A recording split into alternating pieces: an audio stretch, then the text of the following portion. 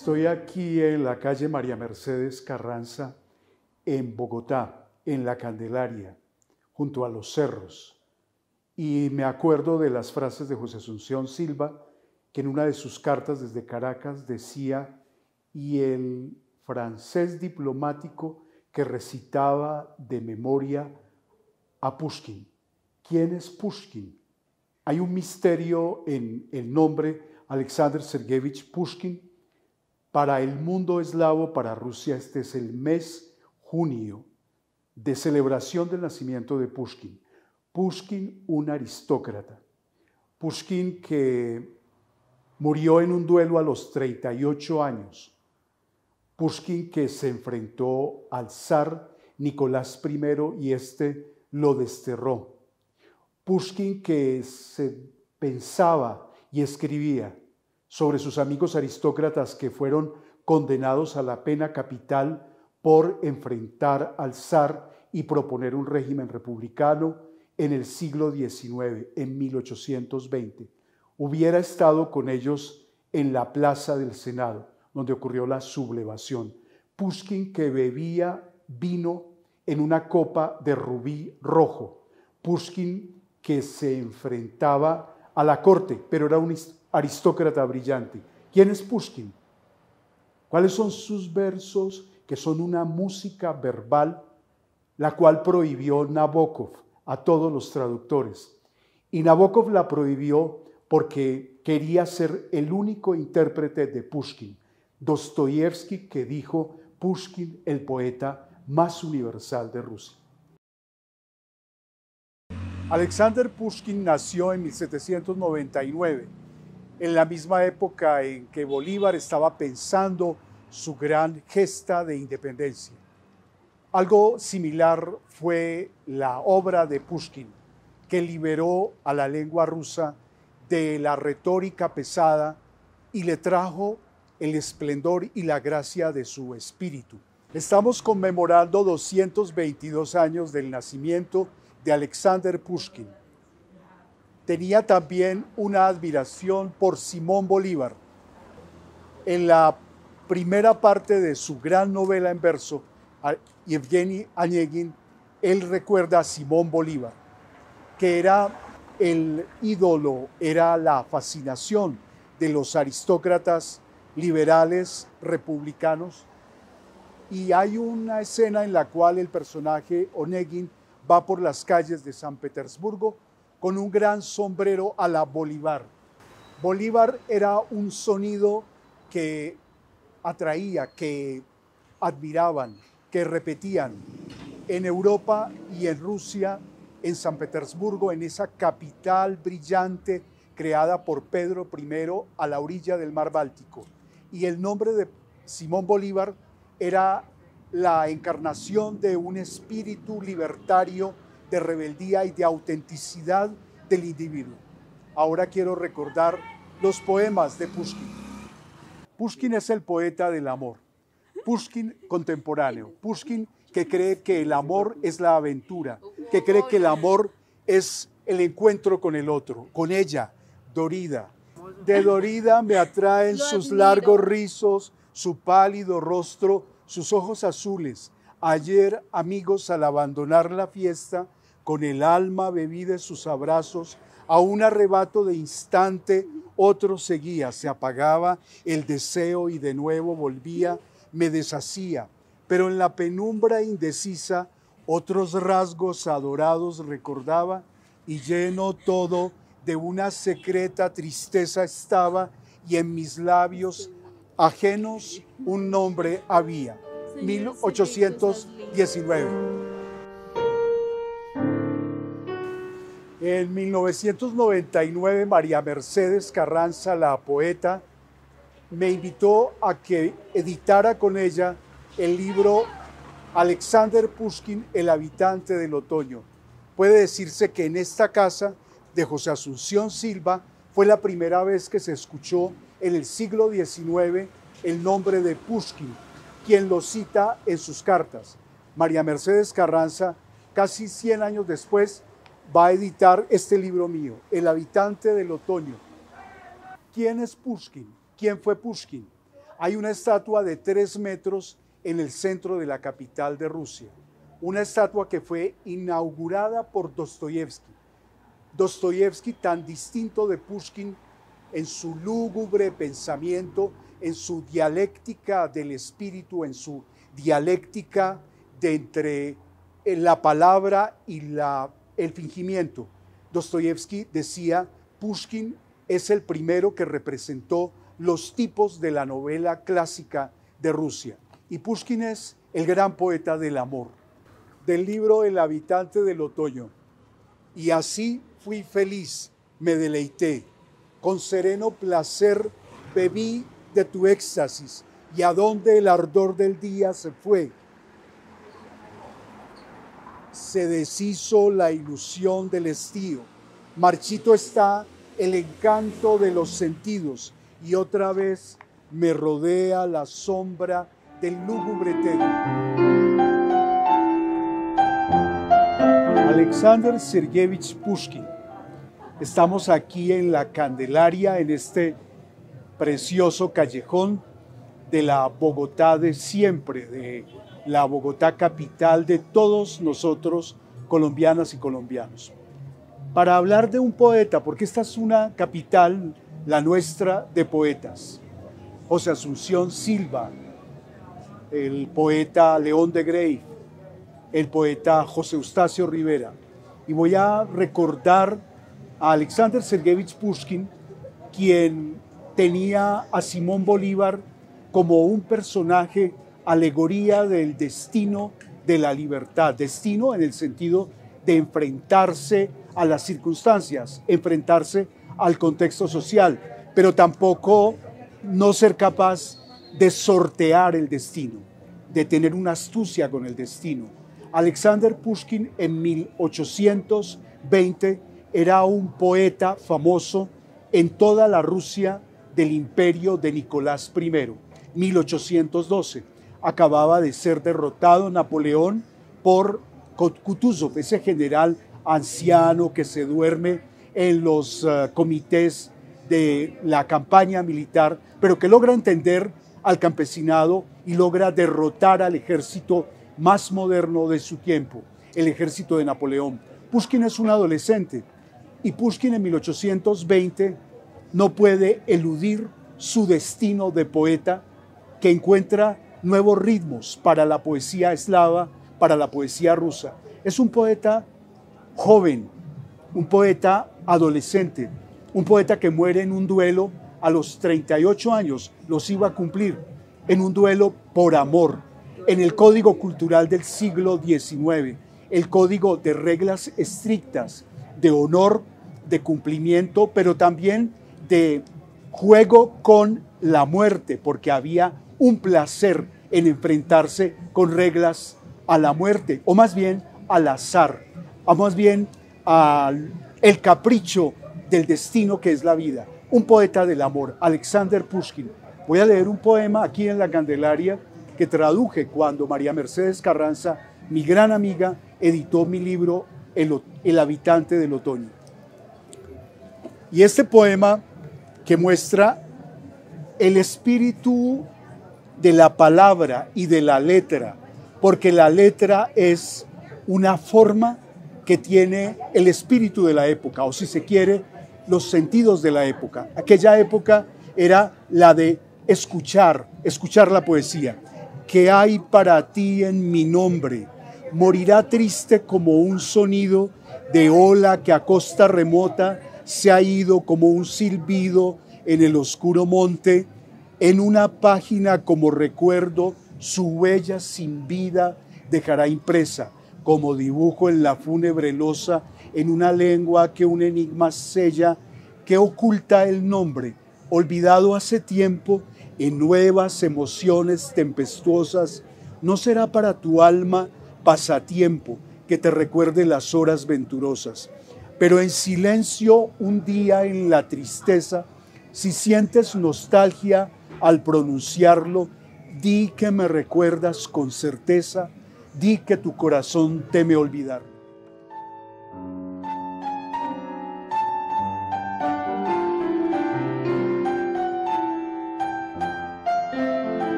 En esta historia que vengo contando aquí en la Candelaria, ahora en el Chorro de Quevedo, donde empezó la fundación entonces de Santa Fe de Bogotá, Pushkin ocupa un lugar, quien lo creyera, muy cercano a la tradición literaria de Colombia. Su nombre se puede encontrar en las páginas, en las cartas de José Asunción Silva, ya lo dije. Pushkin fue un escritor que buscó un auditorio. Primero fue poeta en el estilo de su época, en eso que llaman la entelequia, un sentido más dirigido a cuáles son esas formas artísticas de la época, cuál es ese contenido. Y era el modo del poeta cuya juventud es una energía vital, y esa fuerza de existencia juvenil la trajo en versos Alexander Pushkin a la literatura del mundo, con un genio, porque bebió de fuentes distintas: la literatura francesa del siglo XVII, la poesía lírica, el folclore del mundo rural ruso, pero también la literatura inglesa y los clásicos. Y con esas formas del pasado literarios y lingüísticos creó una hermosa poesía, que es poesía elegíaca, es poesía de nostalgia, es poesía erótica. Quiero leer uno de esos versos que evocan a una hermosa mujer extravagante que conoció en las costas del Mar Negro, en la populosa ciudad de Odesa, puerto a donde llegaban marineros, comerciantes, aventureros, fanáticos, poetas. Y en ese caleidoscópico mundo donde muchas lenguas, muchas culturas, es un puerto, la vitalidad de un puerto, lugar de encuentro, ya lo dije, de diversos oficios y diversos destinos. Conoce a una muchacha de 22 años, Amalia Risnich. Había nacido en Florencia, se había casado con un comerciante serbio, pero los dos, Pushkin, el poeta, Amalia Risnich, excéntrica, loca, inteligente, que se ponía un sombrero enorme que le cubría todo el espacio, como una especie de puesta en escena, el sombrero sobre un hermoso rostro florentino. Pushkin se enamora de ella y escribe. Cuando pasa el tiempo, estará ella apenas 3 años en Odesa, debe irse del puerto porque empieza una enfermedad, en ese momento era la tisis, y muere en Italia. Al año de haberla conocido, recibe noticias de Natalia Risnich, que ha muerto como una heroína de una ópera romántica, joven, tísica y con una leyenda de mujer rebelde. Por orillas de lejana patria, tú abandonaste la tierra ajena. No olvido la hora, la triste pena. Las manos mías sin tibieza te quisieron un segundo retener, pero la agonía de distancia aviesa se negó mi súplica a romper. Y fue el beso amargo el que tu boca desdeñó. Desde tierra de destierro oscuro a tierra ignota me llamó tu voz. Dijiste, un día del encuentro, bajo un cielo siempre azul, a la sombra amorosa del olivo, de los besos, otra vez se juntarán mi alma y tú. Pero hay allá, donde los anchos cielos tienen su fulgor más azul, donde el agua rosa la sombra del olivo. En el último sueño se fue tu juventud, y tu dolor y tu belleza perdiéronse como un fantasma, y el beso con ellos de la promesa. Pero lo espero, ese beso te aguarda.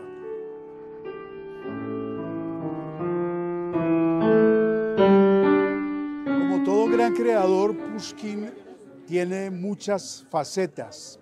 Es una vida con muchos caminos en eso que es el destino. El destino, llamémoslo, el encuentro consigo mismo a través del lenguaje y el encuentro descifrándose uno mismo en la relación con otros.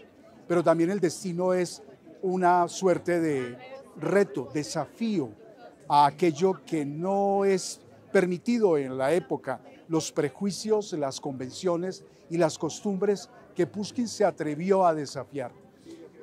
Estaba hablando de Pushkin como un poeta del amor y hay un ciclo de hermosos poemas dedicados a ya un fantasma para él, porque estaba muy lejos de la estepa, muy lejos del imperio ruso del siglo XIX, estaba en Italia, donde ella muere y hasta Pushkin llega esa noticia, va a evocarla en un ciclo que muchos investigadores se han obstinado en establecer las fechas, las circunstancias, los episodios de ese encuentro en Odessa, donde conoció Alexander Sergeyevich Pushkin. Voy a leer ese poema del ciclo dedicado a Amalia Riznich. Fue en su patria bajo aquel cielo azul. Ella, la marchita rosa, al fin murió. Un hálito eras tú, sombra adolescente que nadie toca. Pero una línea hay entre nosotros, es un abismo. Intenté en vano avivar mi sentimiento, la muerte dijeron los labios con oscuro cinismo y yo la atendí indiferente. ¿A quién amé entonces con alma fervorosa? ¿A quién le di mi amor en vilo con tanta infinita amante tristeza, con callado martirio, con delirio? ¿Qué fue del amor y la pena? Ay, del alma mía, para la ingenua, la pobre sombra, para el feliz recuerdo de los perdidos días, no tengo lágrimas ni música que la nombre. Ya he contado que Alexander Pushkin era un aristócrata de la corte de San Petersburgo. San Petersburgo se fundó por una decisión del autócrata Pedro I y crea una ciudad de leyenda, pero es una ciudad racionalmente creada, con diseños, con medida, con cálculo, a la orilla del mar Báltico en un pantano. Es una imposición de la voluntad del Estado a la voluntad de los aristócratas, a quienes obliga Pedro I a ir a vivir a San Petersburgo. En 1820, San Petersburgo tiene no más de 100 años y es en esa ciudad donde Pushkin, que como hombre cortesano debe estar en los bailes, en las ceremonias, en los encuentros, en los palacios de espejos, en la ciudad de los canales donde se refleja el cielo gris o el cielo casi ofuscante, azul en el verano. En esa ciudad va a morir en un duelo a los 38 años Alexander Pushkin. Las reglas cortesanas tenían una restricción. Los códigos de honor no podían ser incumplidos y un chisme se difunde por San Petersburgo. Natalia Goncharova, que era la primera beldad de la corte, tiene unos encuentros, más bien encuentros frívolos cortesanos con un oficial de origen francés, Edmond Dantes. Eso llega en una carta a Pushkin, lo saca de casillas porque significa en las reglas, en el código cultural de la época, que su honor ha sido mancillado. La sociedad siempre es un sistema de reglas semióticas. La semiótica del comportamiento era que el honor debía ser preservado, defendido, y Pushkin desafía en un duelo legendario que ha dado origen a más de 6 libros sobre esos días que precedieron al duelo y a la tarde en que Pushkin muere con una bala en el vientre. Voy a leer un fragmento de ese momento de mi libro El habitante del otoño. La nieve llegaba hasta las rodillas en la tarde del 27 de enero de 1837. Los ayudantes nivelaron la superficie para tener listo el terreno. Pushkin, sentado en un montón de nieve, miraba con fatal indiferencia los preparativos. Pushkin comenzó a preparar su pistola.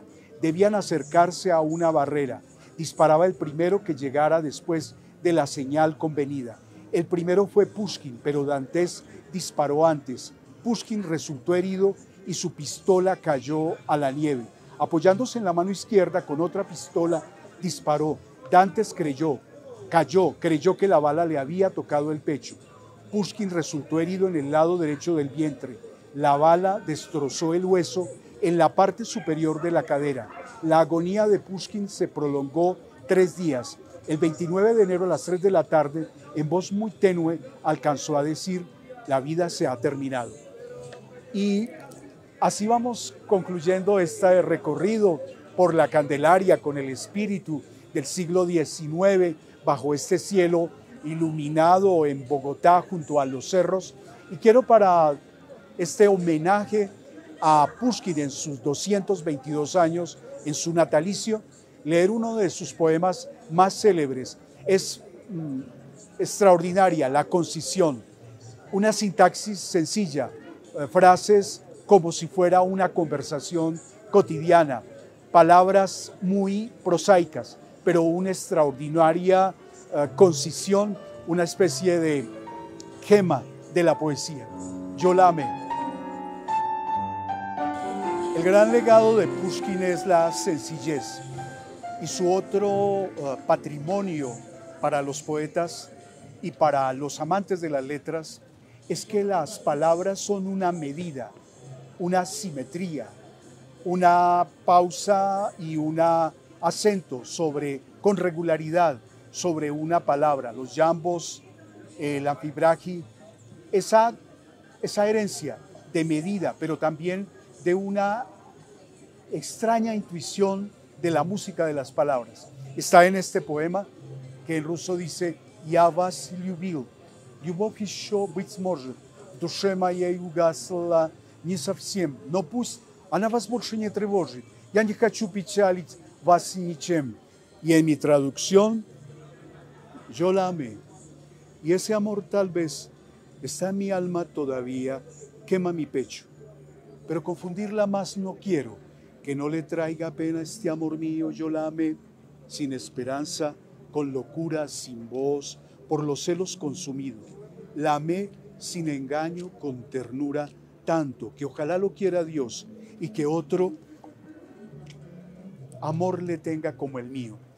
El siglo XXI puede ser el siglo de la reflexión y puede ser la ilusión de que la racionalidad nos permite captar los referentes en su inobjetable objetividad, pero la vida, el lenguaje de la vida, como decía León Tolstoy, es la sorpresa de la combinación de las frases o los enunciados, que en la vitalidad, la sorpresa del vivir, pueden encontrar para un gran escritor la clave siempre nueva de el arte de la poesía y la estética de las palabras cuyos significantes se convierten en un misterio que descifra el lector. Alexander Pushkin, una música del lenguaje que nos viene desde el siglo XIX.